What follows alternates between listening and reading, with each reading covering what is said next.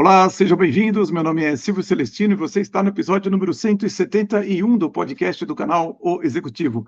Nosso propósito aqui é aumentarmos a sua musculatura executiva para que você seja cada vez mais um líder de classe internacional. E para isso, nós aprofundamos em temas como a gestão de pessoas, o equilíbrio de vida pessoal e profissional e, é claro, sobre negócios, sobre investimentos. Hoje o tema é muito importante. Vamos falar sobre empreendedorismo de impacto, como construir um negócio que gera lucro, escala e transformação social. A nossa convidada é uma das empreendedoras brasileiras que mais tem chamado a atenção no cenário internacional.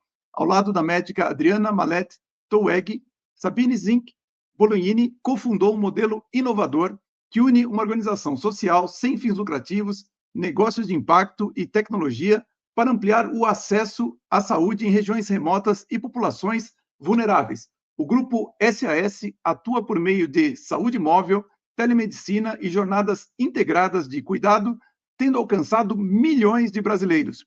Recentemente, Sabine foi uma das vencedoras do Bayer Foundation Women Entrepreneurs Awards 2026, sendo escolhida entre mais de 1.100 candidatas do mundo inteiro, reconhecimento que reforça o potencial global de uma solução criada no Brasil.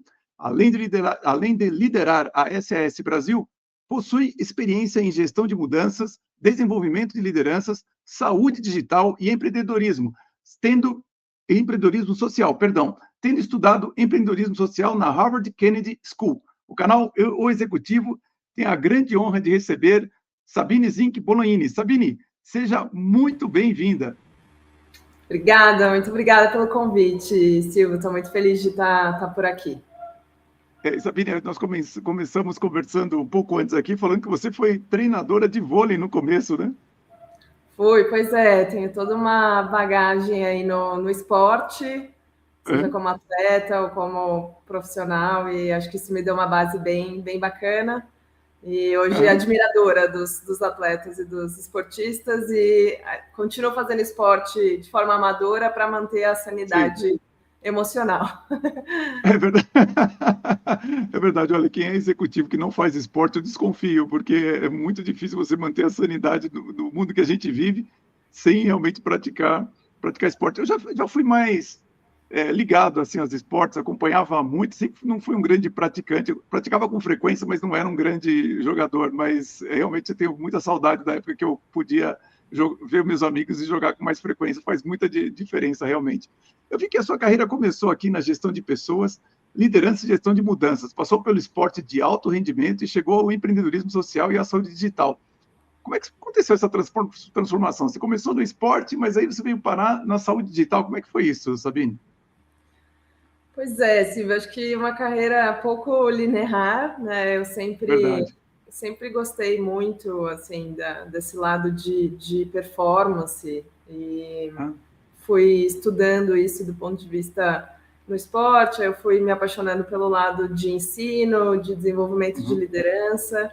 Então, eu busquei me capacitar, fazer formações para entender o que leva alguém, uma equipe a performar bem. E acho que isso foi um fio condutor da minha carreira durante grande parte. E o empreendedorismo social surgiu por acaso, assistindo um documentário. Eu estava com uma carreira estabelecida, a Adriana também, cofundadora da SS comigo. E a gente assistiu um documentário que chama Quem Se Importa, um documentário lindo, que conta a trajetória de 19 empreendedores sociais. E eu nunca tinha ouvido falar essa palavra, assim, esses conceitos, empreendedor social. E eu fiquei muito mexida, a gente ficou muito mexida nesse filme, falou, gente, tem pessoas comuns, né, pessoas que não são super-heróis, não é nenhum Gandhi ou Martin Luther King, sabe, pessoas como eu, como você, que estavam fazendo projetos em saúde, em educação, em saneamento básico, em justiça, diversas áreas do mundo inteiro, e aí eu e a Adriana falamos, gente, a gente se importa com o mundo que a gente vive, a gente se importa com o país que a gente vive, tivemos privilégios nas nossas formações, então que tal retribuir? Começou como um trabalho voluntário, 8 voluntários, uma tenda de campanha, e hoje estamos aí com 90 funcionários e uma gestão de equipe na veia e tocando essas organizações, né, mais de uma, para buscar fazer a diferença no Brasil e quem sabe no mundo também. Sem dúvida, e realmente é uma sensibilidade muito grande, né, Sabine? Quando você vê o esforço, inclusive, que muita gente faz, não só no Brasil, mas no mundo, para minimizar essas situações. De certo modo, assim, eu tenho uma preocupação muito grande quando eu falo dessa questão de transformar o executivo brasileiro como um líder de classe internacional, justamente mostrar, né, essas preocupações de conhecimento, mas também de sensibilidade a respeito das dificuldades que nós temos no Brasil e que todo executivo pode contribuir de uma forma ou de outra. Você e a doutora Adriana Mallet começaram com uma organização social e posteriormente construíram um ecossistema híbrido que une filantropia, tecnologia e negócios. Como é que nasceu essa visão de juntar tudo isso? Eu costumo falar que foi o caminho contrário, né? Geralmente as empresas nascem, fazem negócio e percebem que precisam fazer impacto. E aí abrem fundações, né? Geralmente essa é a rota. A gente fez a rota contrária. Então, a gente abriu com o lado social e descobriu que dava para fazer negócio e impacto ao mesmo tempo. Então, a gente foi percebendo, assim, né, no nosso modelo é levar acesso à saúde para regiões remotas. O Brasil é um país continental, a gente tem distâncias, né, um paciente, para você ter uma ideia, se viaja em média 72 quilômetros para chegar numa unidade básica de saúde. Nossa. E a gente foi desenvolvendo soluções que passavam por uso de tecnologia, por uso de inovação, e começou a perceber que as soluções tecnológicas que estavam no mercado não atendiam a necessidade desse contexto. Geralmente, a inovação na saúde está focada em grandes hospitais, em planos de seguro, convênios, etc., que é uma população mais urbana que tem uma determinada capacidade de baixar aplicativo, de ter soluções que o público que a gente estava atendendo não tem. A gente foi percebendo que tinha um nicho ali, uma oportunidade de também desenvolver tecnologia própria, desenvolver cursos e formações para quem queria atender para esse tipo de público. E a partir daí a gente começou a falar, bom, temos aqui um caminho, né? Viver só de doação e viver só de filantropia é uma dor. Se você falar com 100 empreendedores sociais de organizações sem fins lucrativos, todo mundo vai falar que financiamento é uma dor. Então, por que não gerar a nossa própria sustentação?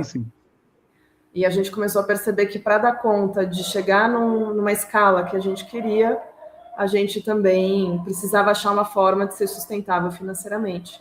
E foi aí que a gente começou a entender que uma estrutura única, né, um único CNPJ com uma única entidade jurídica, não ia dar conta de toda a complexidade e oportunidade que estava ali na mesa, falando de soluções de acesso à saúde. Então, a partir dali, e esse insight veio muito participando desses encontros fora do Brasil. Aqui ainda é muito tabu, né, falar de negócio, um modelo híbrido, de negócios de impacto, uma organização sem fins lucrativos também fazendo parte de uma estrutura de um grupo econômico. Então, a gente foi também bebendo de algumas inspirações fora do Brasil, estudou bastante modelos possíveis para isso funcionar. Foi assim que chegamos onde estamos hoje, de ser um grupo híbrido, né, que tem tanto um braço filantrópico quanto braços aí de negócios de impacto. Eu gostaria só de destacar, né, Sabine, quando você fala que alguém no Brasil fica a 72 quilômetros de uma UBS, de uma unidade de saúde, para quem está em São Paulo, isso não parece grande coisa, mas você imaginar que no Amazonas você praticamente não tem estrada, tudo tem que ser feito por rio ou no meio da floresta, 72 quilômetros é um desafio e quase que intransponível para muita gente, né? E quando você vai para a Amazônia, esse número não é 72, esse número provavelmente é 400 quilômetros. Exatamente, quando você vai para a Amazônia, o tempo deixa de ser medido em horas, passa a ser medido em dias, e deixa de ser medido no carro e passa a ser medido no barco. Então, isso é uma média nacional, né? Agora, realmente, nas regiões norte e nordeste, esse número é muito maior. E mesmo em São Paulo, né? Encarar 72 quilômetros para sair de um canto da cidade de São Paulo para outro já é um desafio considerável. Então, a gente foi entendendo isso, que acessar a saúde, mesmo num país que tem um sistema como o SUS, é altamente complexo e desafiador, e a gente precisa de soluções inovadoras para resolver um problema complexo como esse. Então, é aí que a gente entra. E existe um momento específico na sua história que vocês perceberam que só filantropia não iria ajudar a questão?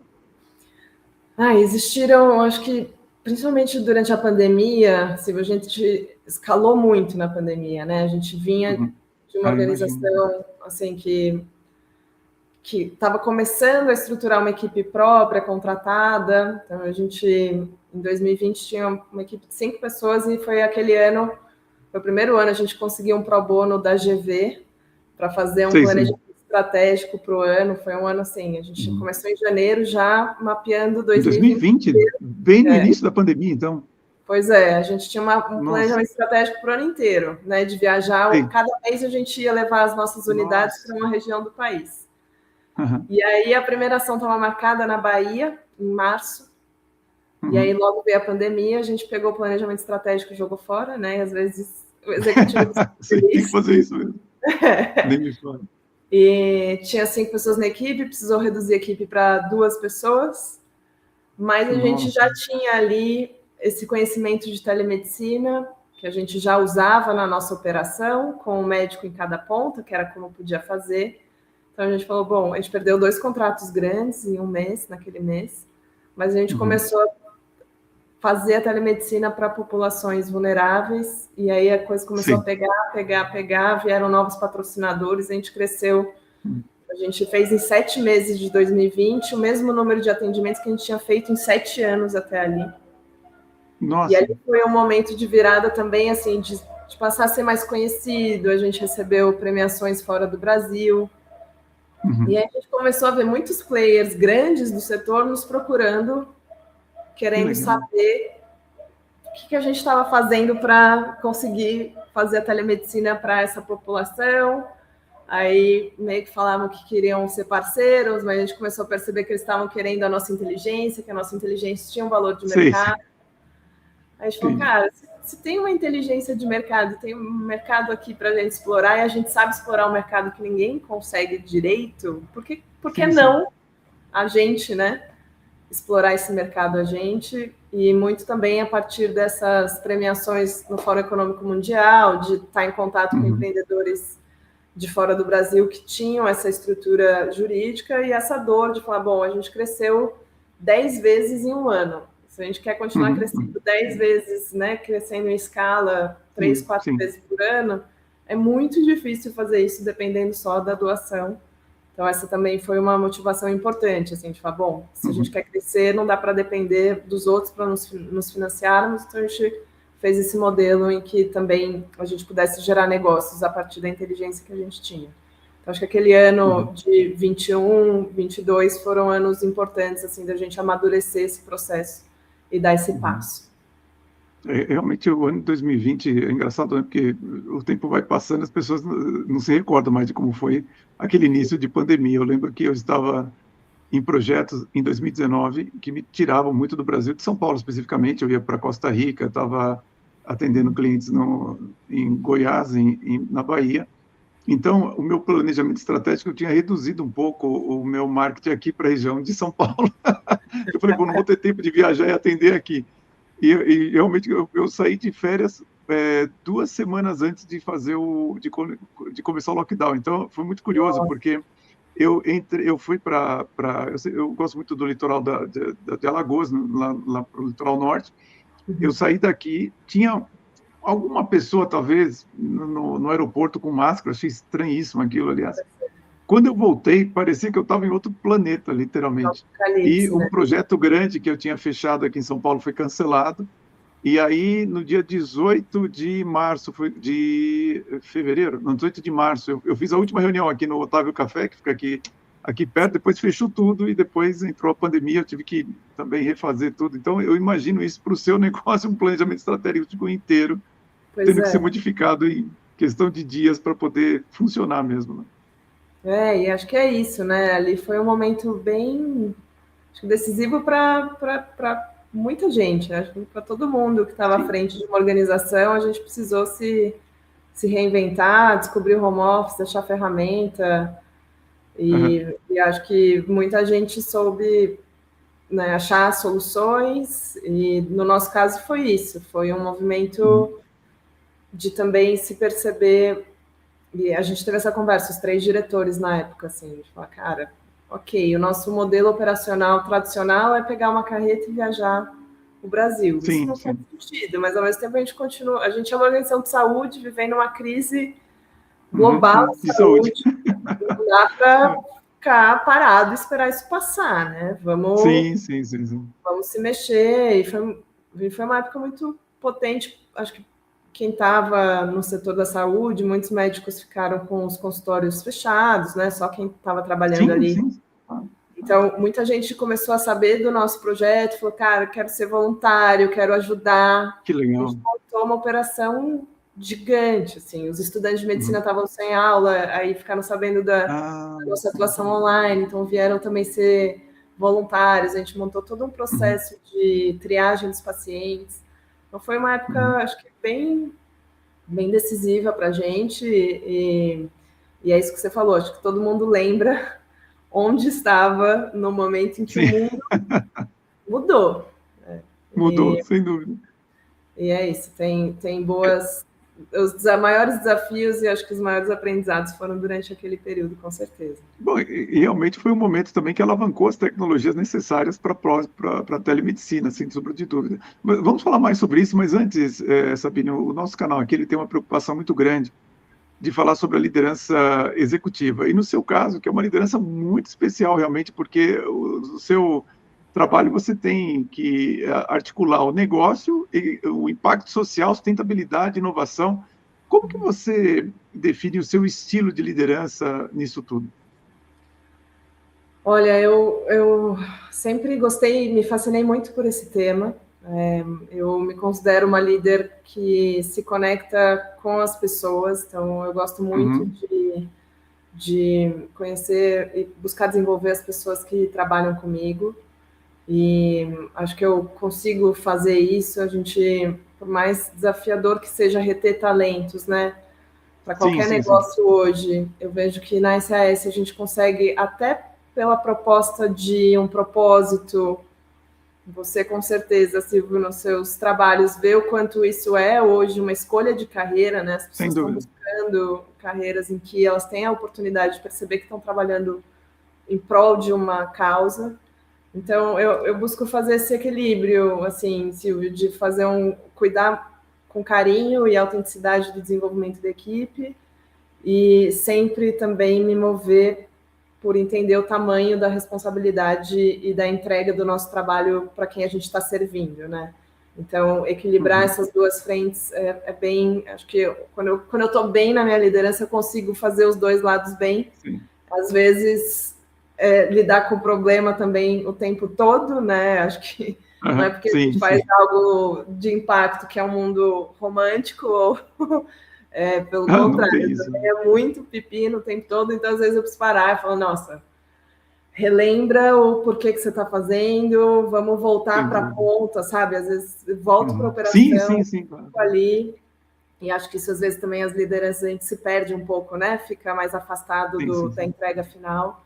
Então, eu busco me reenergizar, assim, e fazer um trabalho de cuidado e de desenvolvimento da equipe, onde eu consigo, acho que, fazer bem feito, e espero que minha equipe concorde. Mas eu tenho essa visão de realmente cuidar de quem está comigo nessa jornada. E acho que você tem razão, né? A gente precisa sempre voltar para o propósito de tempos em tempos. Eu entrevistei a presidente do Banco Standard Chartered aqui no Brasil, a Germana Santos, se não me engano. Esqueci o sobrenome dela, mas a Germana, ela falava que a grande questão dela como CEO é que às vezes você não tinha tempo sequer de celebrar a solução de um problema, porque é uma avalanche de problemas que nunca termina, e às vezes são problemas grandes, às vezes menores, mas você não consegue nem parar. E realmente essa questão de você, às vezes, olhar para o norte e falar, bom, mas esse é o meu propósito, isso te dá a energia necessária para você enfrentar essa sequência de problemas. E você tem algum líder de referência, Sabine, que você admira? Eu tenho. Eu admiro muito o Fábio Barbosa. Ele é um cara que eu sempre, desde a época do Banco Real, sempre gostei muito do posicionamento dele, sempre gostei muito da visão dele de valores, assim, de promover ser consistente, né, entre a prática das corporações e os valores que ela defende. E a gente tem o grande privilégio de tê-lo como um dos nossos apoiadores hoje. Que legal. E a vida nos deu esse presente, assim, tanto eu quanto a Adriana, a gente sempre admirou muito e comentou muito as falas dele. É um cara, com certeza, que é muito inspirador. Para falar de uma liderança feminina também, sempre admirei muito também a Melinda Gates, e acho que ela também é uma mulher que consegue e está fazendo a diferença no mundo, assim, com os recursos que tem, essa proposta de deixar um legado e fazer uma transformação com o capital dela, né? E a gente também teve o prêmio dela no passado, então eu me sinto... Nossa, que legal. Eu me sinto bem, assim, e acho que tem muito isso para mim também, Silvio, das lideranças do dia a dia, assim, das pessoas que estão perto de mim. Acho que os meus pais são super referência, os nossos conselheiros, então a gente tem conselheiros incríveis, a Altair Assunção, a Ana Zamper, que foi VP da IBM. Então, assim, acho que eu também busco olhar, acho que às vezes a gente olha grandes líderes, né, e pessoas que deixaram grandes marcas, mas eu também vejo a liderança como algo que você entrega ali no dia a dia, nos bastidores, quando ninguém está vendo. E acho que isso também, para mim, é bem inspirador, assim. Então, tenho uma vasta fonte de inspiração, e acho que isso também fica sempre aquela vozinha de falar, relembra dessas pessoas para você também buscar deixar uma marca tão potente quanto essas pessoas deixaram.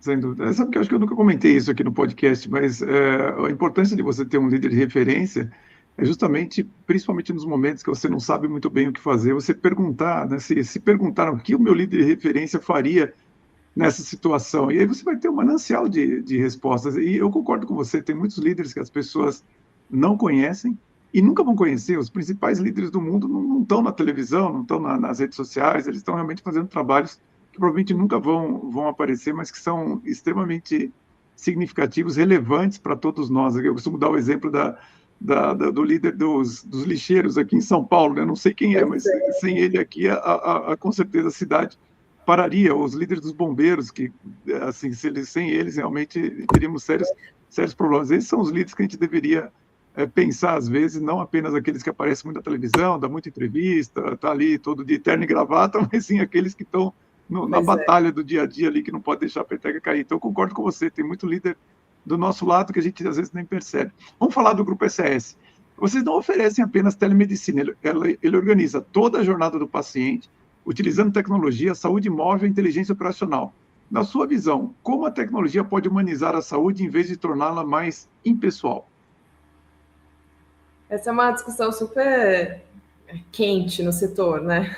Tem muita gente que ainda tem a visão de que a tecnologia potencialmente desumaniza.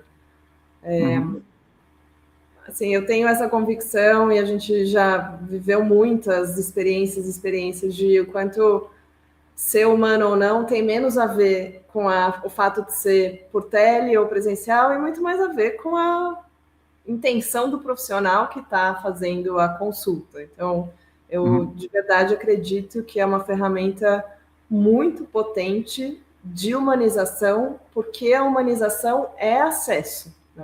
Quando a gente fala da telemedicina que a gente faz, na minha visão, e o que a gente defende, assim, desumano é você privar alguém de uma consulta por negar uma consulta online. Isso é desumano. Então, desumano é fazer uma pessoa viajar 300 quilômetros para ir para uma UBS para mostrar um exame para o médico que ela poderia fazer de casa.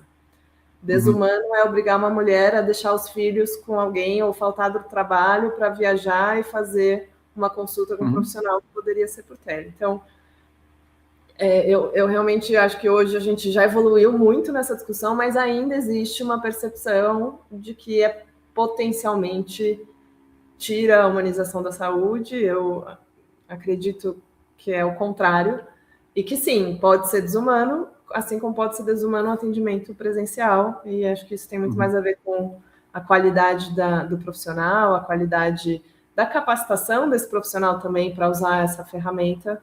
Mas acho que, no fundo, a grande potência da telemedicina, da saúde digital, é, de fato, a gente alavancar acesso, e no país como o Brasil, não tem como. A gente nunca vai resolver o problema do acesso, da equidade, sem usar ferramentas de saúde digital. É impossível. Já é um país gigante. A gente tem, para você ter uma ideia, a gente tem 86% dos médicos em 6% dos municípios. E esse é um problema que a gente não adianta. Os profissionais médicos não vão querer ir para as pequenas cidades e para o meio da floresta amazônica. Não, o especialista, então, nem se fala. Então, a ferramenta para isso é a saúde digital. Agora, ela precisa ser bem feita, ela precisa ser planejada, ela precisa ser, os profissionais precisam ser capacitados. Eu acho que tudo isso é muito mais uma questão do como do que do ser. Acho que essa é a percepção que a gente tem. Eu realmente entendo que... Eu vim da área de tecnologia, viu, Sabina? Eu trabalhei na desenvolvimento de computadores na década de 80 e 90. Muito feliz na área, diga-se de passagem.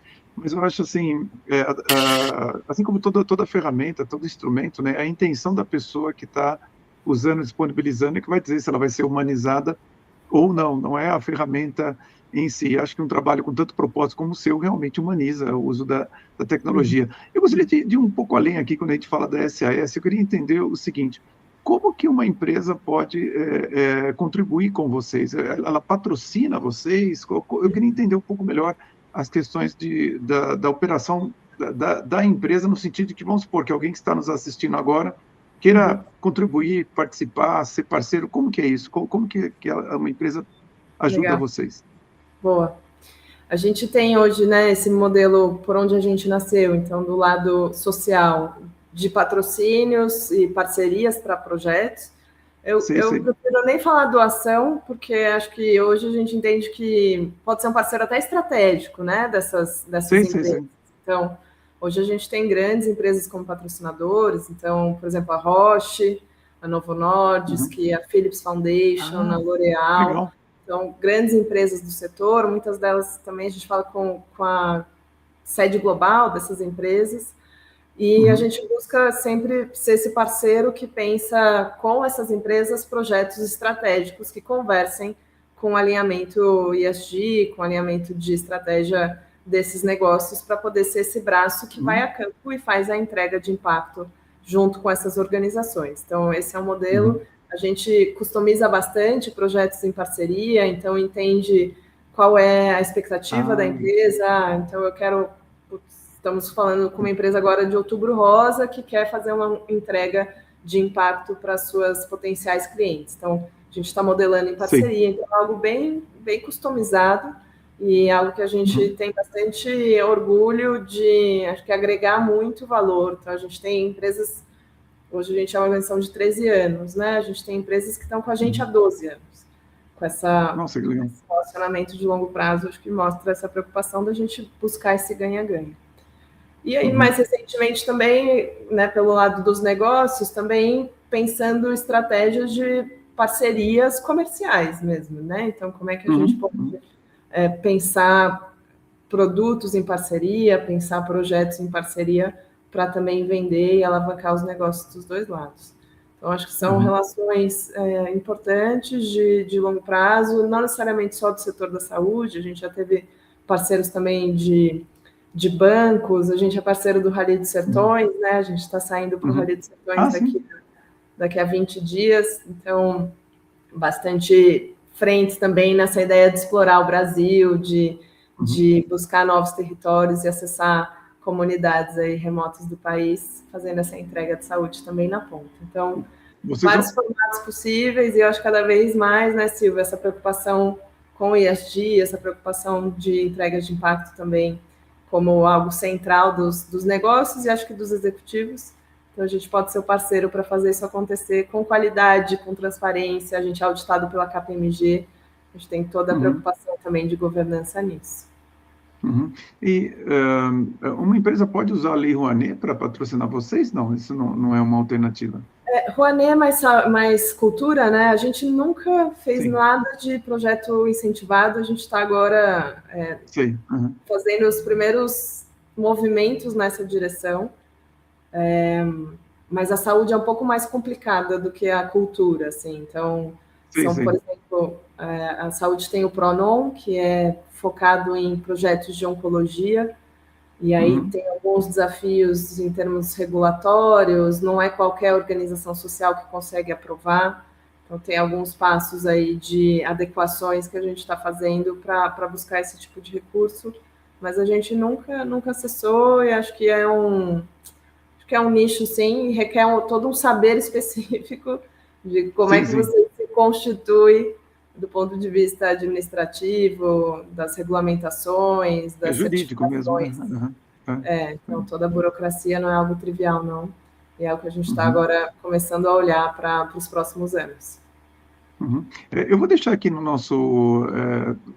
da descrição do vídeo, o link para o site da SAS. Posso deixar o seu LinkedIn também para as pessoas que quiserem conversar com você? Vou deixar então aqui, pessoal, para quem tiver interesse em conhecer mais o trabalho do Grupo SAS e conhecer a Sabine, vai ficar um link aqui embaixo para vocês entrarem em contato.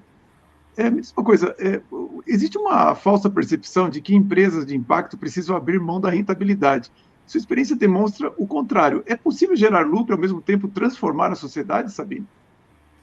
A gente acredita muito que sim, a gente tem essa visão ainda, né, esse paradigma do ou, né, ou eu faço negócio ou eu faço impacto, e a gente, inclusive, essa é uma das grandes motivações, assim, de fazer essa estrutura híbrida, de falar assim, cara, dá para fazer bem feito, dá para fazer algo que impacta positivamente a sociedade, o nosso planeta, e também gera retorno financeiro.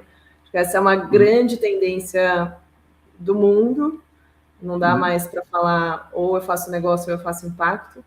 Eu tenho algumas ótimas inspirações de amigos empreendedores que fizeram um negócio de impacto, venderam, hoje ficaram milionários e têm histórias muito legais para contar. E eu acredito nisso, Silvio, eu acho que a gente consegue sim, o Grupo SAS tá nessa jornada, não é trivial, né? A gente tem toda uma estrutura também de governança para garantir que a gente nunca abra mão do propósito para fazer mais lucro. Então, acho que isso também é algo importante, mas eu sou uma defensora de que dá para fazer as duas coisas. A gente só precisa ser intencional na hora de decidir como fazer negócio, na hora de decidir com quem fazer negócio, na hora de decidir como a gente vai conduzir ali as instituições. E como que é a recepção dos investidores? Eles realmente, você tem toda uma estratégia para convencê-los ou realmente dá muito trabalho? Como é que é isso? Ou eles já estão mais... Hoje em dia, os investidores já olham isso com bons olhos, já querem ouvir com atenção. Como é que é isso? Eu fui aprendendo, Silvio, que investidor é igual... Achar o investidor certo é igual casamento certo, assim, né? Não é qualquer um com qualquer um. É verdade, é verdade. Precisa dar o match, assim, em questões muito básicas de como a gente enxerga o mundo, o que é prioridade para um, o que é prioridade para o outro. Já sofri muito em reuniões com VCs, assim, de tentar vender que a gente ia dar um retorno de 100 vezes e virar um unicórnio. E, assim, acho que aprendi que não adianta, não é com qualquer investidor, e tá tudo bem, né? Eu acho que tem bastante clareza aí de alinhamento mesmo do que é prioridade. E acho que hoje é um setor que está crescendo, né? Essa busca de investimentos de impacto, que ainda a gente vive um mundo que ou é muito doação e filantropia, ou é um VC tradicional, ou investidores tradicionais que estão olhando só retorno. Mas acho que aos poucos o setor está amadurecendo para entender que tem um caminho do meio, tem outras formas de se olhar para um capital mais paciente, um investidor que olha e entende o valor também de não atribuir um valor apenas ao financeiro, que também tem outras métricas que são importantes. A gente já sofreu bastante, mas eu acredito muito nessa construção também consistente, assim, de fazer o negócio crescer. Sabe, tracionar com consistência do que buscar algo muito agressivo, que depois também não se sustenta ou fere os nossos princípios. Então, acho que a gente encontrou investidores certos até aqui e espero que nas próximas rodadas também a gente consiga achar esses caminhos. Eu vejo o investidor sempre como um cliente B2B, né? Tem que bater a ética sua quando o investidor, porque senão realmente você não vai conseguir convencê-lo, ele não vai não tem a mesma linguagem, entende? Realmente é muito fácil fazer alguma pergunta que possa destruir toda a tese se a pessoa não tem a ética necessária para compreender o seu negócio. Pois é. Você foi reconhecida pela Bayer Foundation entre mais de 1.100 candidaturas do mundo inteiro. O que esse reconhecimento representa para você? E, mais importante ainda, o que ele representa para o empreendedorismo brasileiro? Foi muito legal essa conquista. Acho que, principalmente por isso que a gente está falando aqui, a parte da aplicação também foi priorizar esses modelos híbridos. Achei isso muito legal. Então, eles também não estavam buscando uma estrutura que olhava só para filantropia ou só para o negócio. Eles estavam buscando essa visão integrada, né, de como fazer negócios e impacto maior juntos. Então, acho que isso foi muito bom. Também fico muito orgulhosa, assim, de fazer parte dessa rede. Acho que é uma rede que tem uma chancela, né, um nome importante no mundo. Sim. E, para mim, e para a organização também, esse desejo de ir para outros países. Acho que essas chancelas internacionais vão dando esse fôlego de falar, cara, imagina que massa uma solução do Brasil indo para o mundo, e a gente também conseguir ter orgulho do que a gente faz aqui, do ponto de vista de empreendedorismo em saúde. Então, a gente tem bastante coisa muito, muito potente, muito simbólica desse prêmio, e eu estou bem feliz. Então, foi um reconhecimento em boa hora. Acho que é um momento bem estratégico para a gente também, e é sempre bom também ter essa oportunidade de aprender com outras empreendedoras ao redor do mundo e pegar boas inspirações e também trazer para cá um pouco desse conhecimento global. Olha, isso se encaixa com a pergunta que eu iria fazer. Quais são as características da solução de vocês que a tornam escalável internacionalmente? Vocês estão trabalhando nisso? Em que ponto que está isso? A gente está... saúde é desafiador, né? Porque tem regulamentações bem também específicas, país a país. O caminho que a gente está mapeando é por meio de colaborações. Por exemplo, a gente tem uma parceria com a Unicamp, que tem parceria com países de língua portuguesa na África, né? Então, buscar a partir dessas colaborações que já existem também se plugar e começar a pensar projetos com esses países. Porque aí tira a barreira do idioma, né? O português fica mais fácil. Sim. A gente está olhando por aí e acho que é algo que conversa muito com a nossa missão mesmo, porque o Brasil, por mais desafiador que seja, a gente ainda tem o SUS, né, que é um sistema maior sistema público de saúde do mundo, e muitos desses países estão muito, muito atrás. Então, acho que também tem essa visão de que fazer lá vai ter um impacto ainda maior, e isso também é um desafio que a gente quer conseguir trilhar. Então, está no nosso roadmap aí do próximo quadriênio fazer essa expansão internacional acontecer. Vamos ver o quanto e para onde, ainda explorando possibilidades, mas idealmente vai por esse caminho de países africanos de língua portuguesa.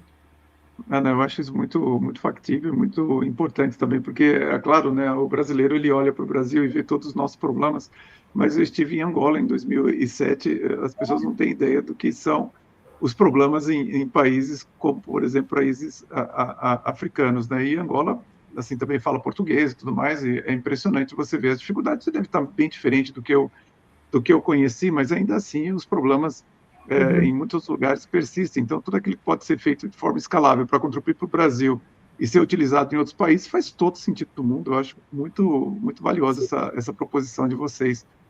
Legal. Bom, hoje se fala muito... muito legal. Hoje se fala muito sobre propósito, né, Sabine, mas existe uma enorme diferença entre discurso e prática.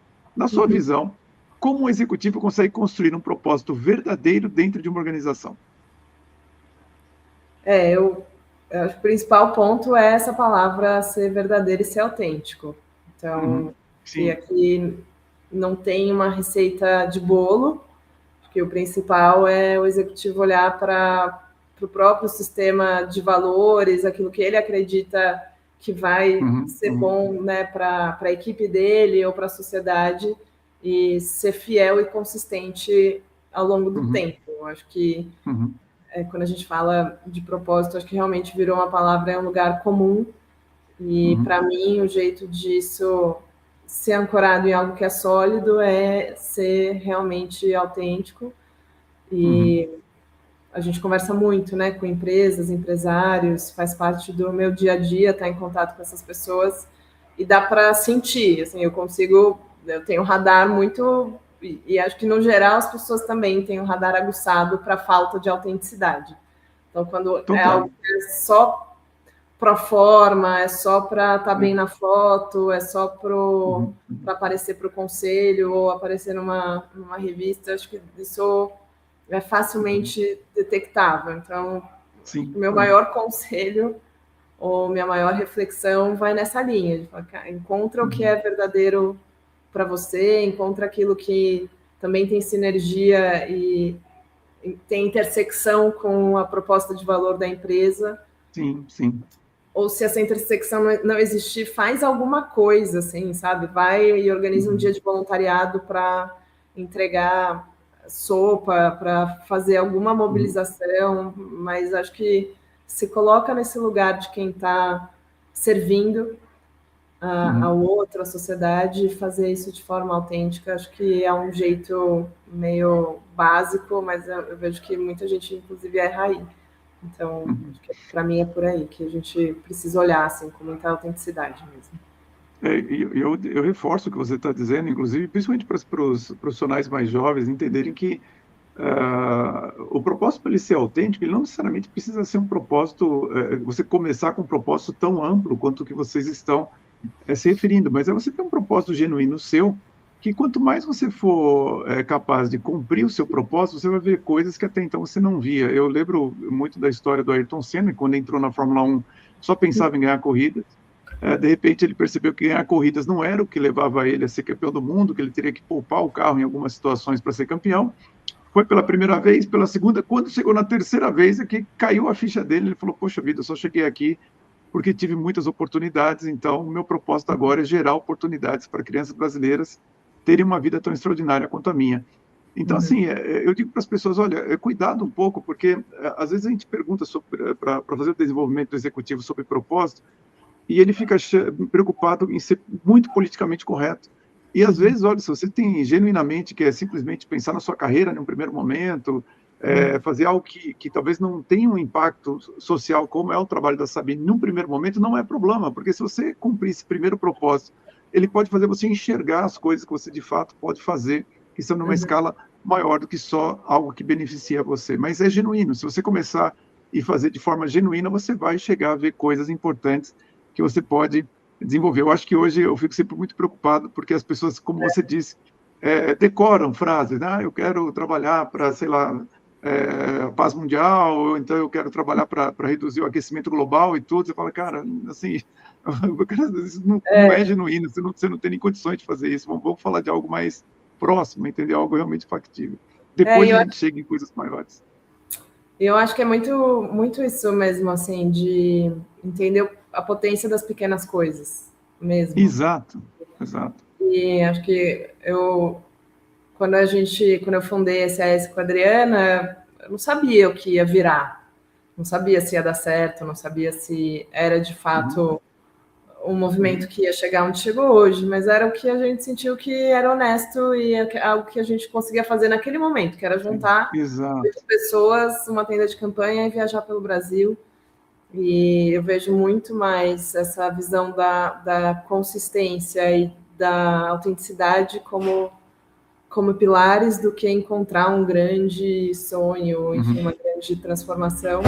E às vezes até pegar carona em quem está fazendo coisas que você acha legal, assim. Claro, claro. Fazer, né? Putz, de repente tem uma organização que está fazendo um trabalho que você admira, se aproxima, busca fazer colaboração, parceria. Às vezes o executivo, né, não tem um programa de ESG estruturado, ou alguém que está começando a carreira não teve nenhuma experiência, vai ser voluntário de alguma coisa, busca criar essa bagagem, repertório, e aos poucos, eu acho que aos poucos o propósito vai também encontrando a gente, assim. É verdade, eu também acho. Acho que é nesse caminho mesmo. Não, sem dúvida, e eu penso exatamente isso, porque o que você está dando são ideias de ações simples, né? Se não me engano, Santo Tomás de Aquino dizia, olha, o ponto mais alto da complexidade é a simplicidade. Então, em vez de tentar fazer uma coisa muito sofisticada, poxa, se associa com alguém, copia algo que alguém está fazendo também, procura pessoas que já estão na trilha que Exato. você quer seguir, faça a coisa de uma maneira simples, você vai conseguir achar lá. Eu achar o seu caminho. Eu sempre, quando falo de propósito, ultimamente, Sabine, eu tenho chamado a atenção das pessoas também, para o fato de que, além de pensar no propósito, hoje algo que ficou um pouco mais nas sombras é a vocação da pessoa, né? Então, assim, olha, procure ouvir também qual que é a sua vocação, porque, em geral, principalmente em função das comunicações hoje, você acaba entrando em contato com muitas pessoas, ou ver muitas pessoas muito bem-sucedidas em certas posições ou formas de vida, e você não, às vezes, quer imitar aquilo. Você fala assim, mas aquilo não pode não ser a sua vocação. Então, procure algo que, além do seu propósito, tenha a ver com a sua vocação e viabiliza isso que você quer fazer, por É, exemplo, num impacto social de larga escala. perfeito. Então, uma coisa, hoje com inteligência artificial, saúde digital, medicina preventiva e envelhecimento da população, nós estamos entrando em uma nova era. Como você imagina a saúde daqui a 10 anos? Olha, essa é uma ótima pergunta, assim. E acho que a gente tem um grande. Acho que a gente está numa bifurcação, Silvio, porque É mesmo? a gente tem uma grande oportunidade de pegar essas tecnologias e gerar mais equidade no acesso, Uhum. ou a gente vai pegar essas tecnologias e gerar uma barreira ainda maior. Sim, sim, E sim. acho que um dos grandes riscos de tanta inovação e potência e tecnologia é que elas sirvam e tragam melhores soluções para quem já tem solução. Uhum.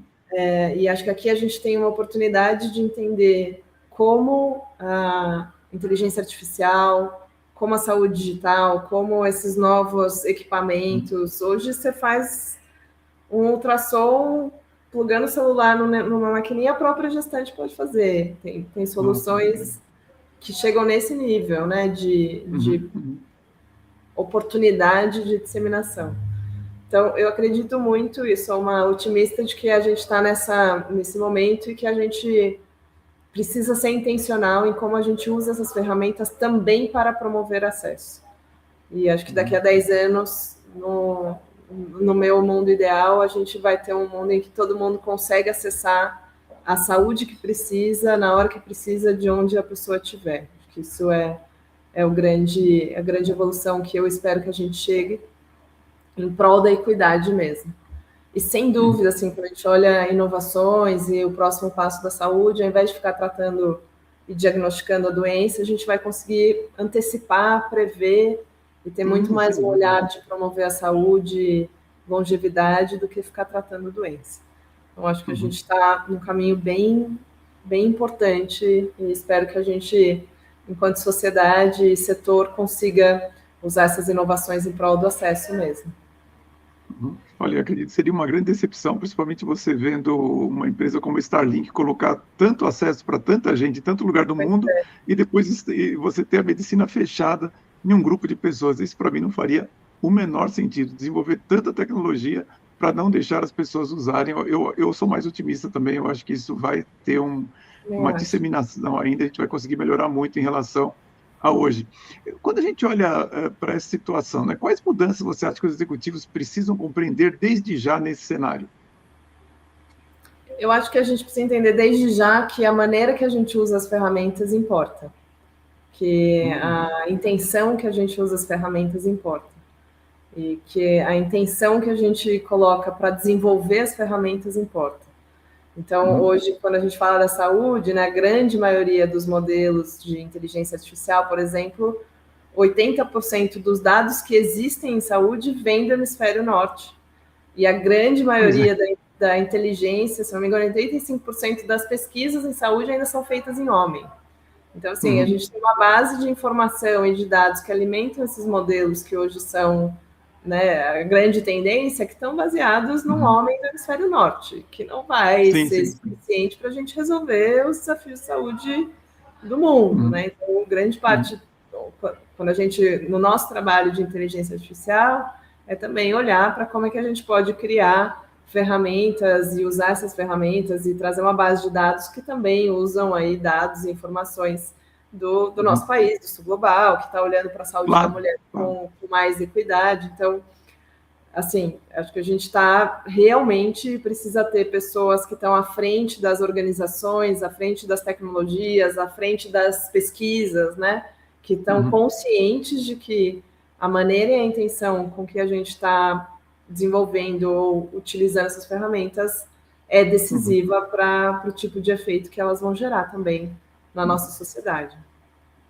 Eu penso que a localização é tudo. Assim, a gente não tem como a gente realmente continuar usando padronizações que não faz o menor sentido. Inclusive, quando nós falávamos um pouco antes de começar a entrevista sobre o desenvolvimento de executivos, isso é algo também que eu bato muito na tecla. Eu falo, eu quero transformar o executivo brasileiro em um padrão internacional. Entretanto, você não pode imaginar que um executivo brasileiro teve a mesma academia de um executivo americano, inglês ou alemão. A gente precisa ajudá-lo também nessa parte de conhecimento, para que ele possa, então, sim, usar metodologias, enfim, de se desenvolver competências, soft skills, que lá eles não precisam aprender, porque já viram aquilo na academia, por exemplo. Então, a mesma coisa, se a gente vai usar a tecnologia, a gente precisa fazer a localização correta e também levando em conta todos esses aspectos, senão a gente não vai usar a ferramenta adequada no local adequado. Sabine, nossa entrevista aqui já vai bater 1 hora. Daqui a pouco eu vou fechar o canal, então só para eu alertar quem está nos assistindo, eu vou fazer mais uma pergunta para a Sabine e depois nós entramos na conversa controversa. Se você está assistindo o podcast do canal Executivo pela primeira vez, é o trecho do nosso podcast reservado apenas para assinantes. Tem um link aqui embaixo para você escrever e é onde nós conversamos sobre temas um pouco mais polêmicos ou de opinião que a gente não quer deixar aberto ao grande público. Então, se inscreva aqui na Conversa Controversa, você vai ver a opinião da Sabine sobre temas mais controversos e também esse episódio, a Conversa Controversa de todos os outros 170 episódios anteriores. Sabine, assim, quando eu faço essa pergunta, às vezes eu penso assim, se a empresa ou o executivo que está respondendo vê isso, vê o futuro como um legado, né? Mas no seu caso não tem como não ser uma pergunta extremamente importante, né? Porque depois de tudo que vocês construíram, do reconhecimento internacional recebido, qual o legado que você gostaria de deixar? Como que você gostaria que o Grupo SAS fosse lembrado, por exemplo, daqui a 20 anos? Eu, como fundadora, assim, acho que o maior legado é que é uma organização que se perpetue, que continue relevante, saudável e sustentável, né, para continuar transformando o acesso à saúde. Acho que o grande desejo para mim é esse, que a gente consiga, eu e a Adriana, como cofundadoras, passar esse bastão e fazer isso de uma forma saudável e que a organização continue relevante e fazendo a diferença na vida das pessoas. E para uma pessoa que está assistindo você agora e, de repente, se interessa em trabalhar no Grupo SAS, qual a principal competência que um executivo tem que ter para trabalhar com você, Sabine? Para mim, eu fui aprendendo, Silvio, que dá para dividir um pouco, assim, um perfil, sabe? E aqui estou falando, tirando o chapéu total de ferramentas de coaching, de mapeamento de perfil. Acho que claro. Tem uma visão, assim, tem gente que resolve e tem gente que encontra problema, assim. E ser alguém que você fala, meu, eu confio que essa pessoa vai resolver, que ela vai achar o caminho de buscar a solução, ser proativo e trazer propostas. Eu valorizo muito essa habilidade, assim, de ser alguém que está buscando e construindo soluções. E cada vez mais na equipe, né, a gente está conseguindo desenvolver isso. Acho que um grande desafio também do líder é não entregar soluções prontas, né, é fazer com que as pessoas desenvolvam isso. Sim. Mas valorizo muito essa habilidade de ter quem consegue pegar um problema ou pegar uma situação e resolver. Acho que isso é uma habilidade diferencial, assim. Não, sem dúvida, realmente, ainda mais no caso de vocês, é fundamental que a pessoa tenha essa competência bem aflorada. Então, o pessoal tem que ser capaz de solucionar problemas, senão não dá para trabalhar no Grupo SAS. É bem por aí. A gente já tem muito problema fora, não dá para ter problema dentro. Não tem como, né? Não tem como. Olha, Sabine, eu vou fechar então aqui o nosso sinal, mas antes eu queria agradecer muito por você ter aceitado o convite de dar essa entrevista aqui no podcast do canal Executivo. Realmente, assim, são raros os momentos que a gente tem a oportunidade de ver como que é uma empreendedora, uma executiva, trabalhando numa área que faz essa articulação tanto dos resultados empresariais com filantropia e relevância no impacto ao atendimento de questões tão relevantes quanto é realmente a questão de saúde em pessoas que têm muita dificuldade de acessar. Então, eu queria agradecer muito a sua participação aqui no podcast do canal O Executivo. Muito obrigado. Obrigada, foi um prazer. Obrigada mesmo. E para você que ficou conosco até agora, o meu convite, semana que vem, 19h30, mais um podcast do canal O Executivo. Você é muito bem-vindo. Um grande abraço a todos e vamos em frente. Sabine, eu começo a nossa conversa controversa com a seguinte pergunta: o Brasil fracassou em saúde?